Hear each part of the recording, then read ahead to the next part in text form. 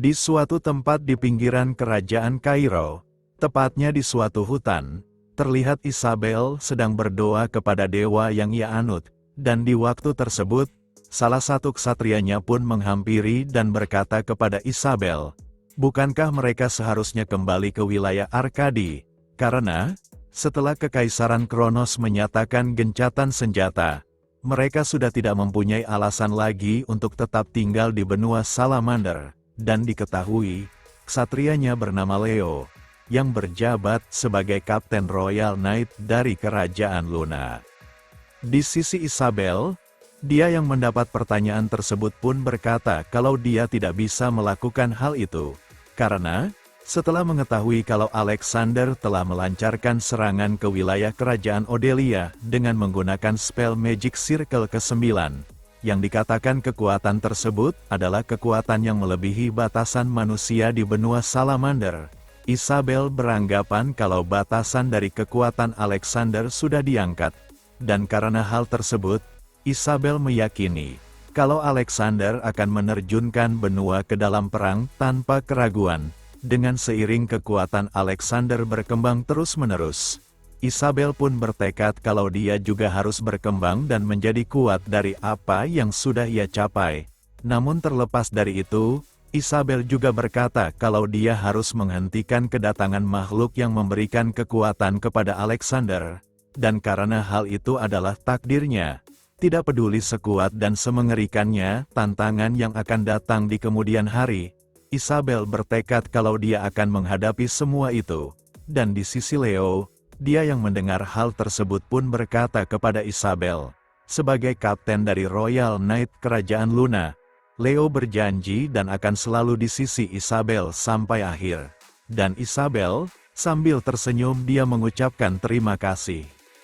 Di sisi lain, Roman yang kembali ke wilayah Dimitri pun disambut meriah oleh para warganya, dan ketika Hans menghampiri Roman sambil meneteskan air matanya, dia pun menyampaikan berita duka kepada Roman Dimitri, kalau Henderson, salah satu prajurit pribadinya telah menghembuskan nafas terakhirnya. Setelah Roman mendapatkan berita tersebut, Roman pun langsung menuju mayat Henderson yang berbaring di sebuah ruangan. Kemudian, Roman pun menyampaikan untuk memulai mempersiapkan pemakaman bagi mereka yang telah tewas.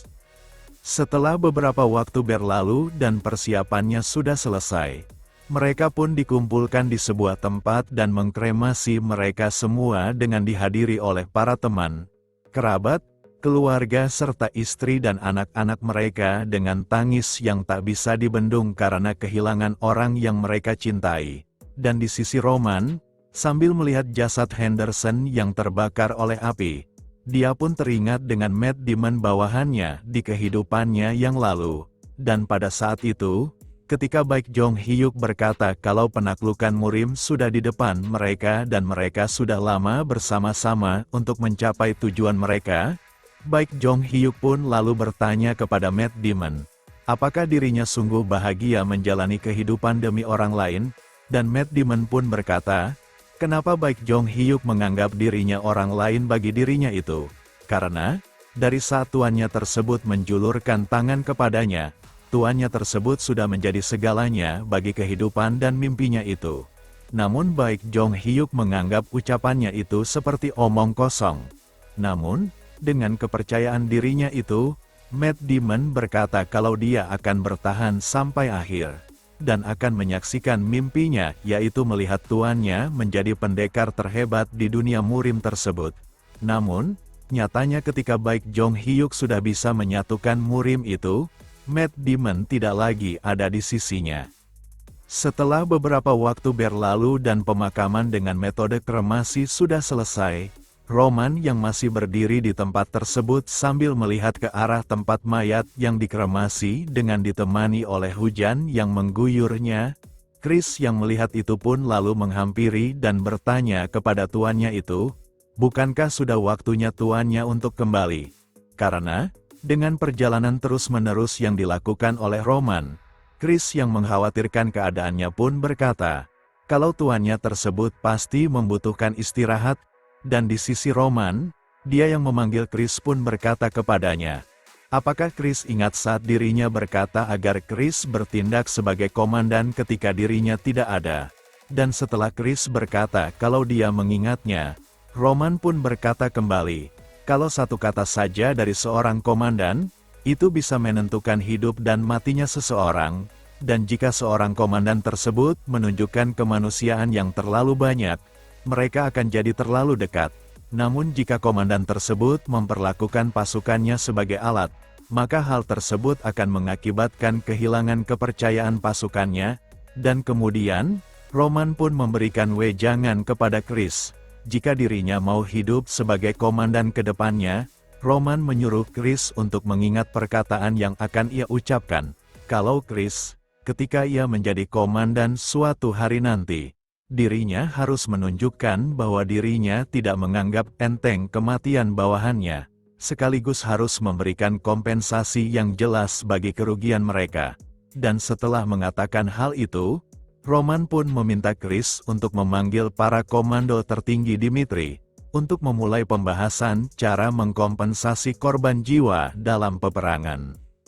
Setelah beberapa waktu berlalu, para komando yang datang atas perintah Roman untuk membahas tentang kompensasi para korban peperangan.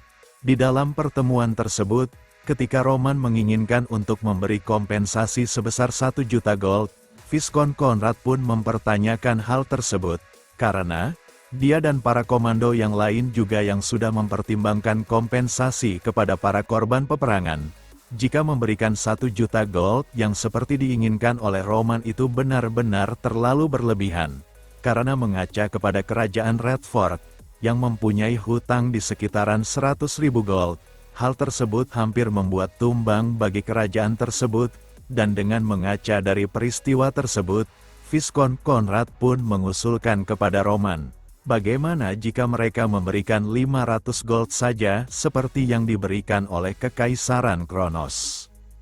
Di sisi Roman, dia yang mendapat usulan tersebut, dia berkata, jika mereka menawarkan jumlah yang sama seperti yang diberikan oleh Kekaisaran Kronos kepada mereka, Roman pun bertanya pendapat Viscount Conrad.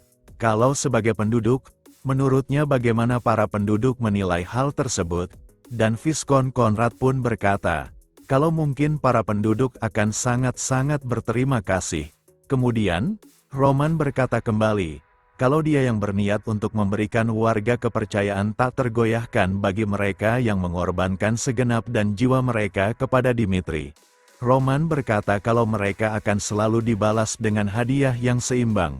Dengan ganti rugi tersebut adalah awalannya, mulai di detik itu juga, Roman berkata kalau Dimitri akan mengimplementasikan National Hero System, dengan tidak hanya korban perang, tapi juga orang seperti Henderson yang melakukan pencapaian besar akan diakui dan dikompensasi sebagai pahlawan nasional. Dengan Kairo yang telah setuju untuk mendedikasikan 500.000 gold itu untuk ganti rugi peperangan, dan bahkan menawarkan untuk menutupi setengah yang tersisa. Roman berkata kalau mereka yang kehilangan banyak dalam peperangan tersebut harus menunjukkan kepada mereka yang berada bersama Dimitri, bahwa apa yang paling dihargai itu adalah orang-orangnya sendiri. Meski Roman berkata kalau mereka menang dalam peperangan tersebut seharusnya merayakan kemenangan itu. Namun di suatu tempat di Dimitri yang tetap tenggelam dalam duka karena kehilangan orang yang mereka cintai, Roman berkata kalau mereka tidak bisa merayakan kemenangan tersebut, dan menyuruh para komandonya untuk fokus kepada kesejahteraan para masyarakat. Setelah rapat tersebut disetujui, di sisi lain, tepatnya di kediaman Henderson, terlihat istrinya yang melihat foto Henderson sambil meneteskan air matanya. Dia sambil terseduh-seduh berkata kepada Henderson yang sudah tidak ada, kalau dia benar-benar jahat kepada dia dan anaknya, dan diketahui, nama dari istri Henderson adalah Chloe, yang dulunya mereka hanyalah pasangan petani biasa. Di waktu tersebut, Chloe pun mengingat momen-momen bersama suaminya itu, ketika sudah bergabung menjadi ksatria Dimitri. Dia selalu memamerkan kehebatannya dan berkata kalau dia telah menjadi seorang prajurit bukan lagi seorang petani. Dan demi keluarga kecilnya itu, Henderson di waktu itu berkata, kalau dia akan terus bertambah kuat, dengan anaknya yang ada di sampingnya tersebut yang selalu mendukung ayahnya itu. Dan tak berselang lama, terdengar seseorang di luar memanggil namanya. Dan setelah tahu itu adalah Chris, Chris pun memberikan lambang lencana pahlawan nasional untuk Henderson, dan setelah menerima lencana tersebut, sambil merunduk dan bertanya kepada Chris dengan nadanya yang begitu berat, dia pun berkata, apakah suaminya benar-benar telah membantu Dimitri? Di sisi Chris, dia yang mendapat pertanyaan itu pun membenarkan hal tersebut, karena tanpa pengorbanan Henderson tersebut, Chris berkata kalau mungkin korban jiwa yang jatuh akan lebih banyak lagi. Lalu, Chris berkata kalau dia membawa hadiah yang langsung diberikan oleh tuannya Roman Dimitri kepada para pahlawan nasional mereka.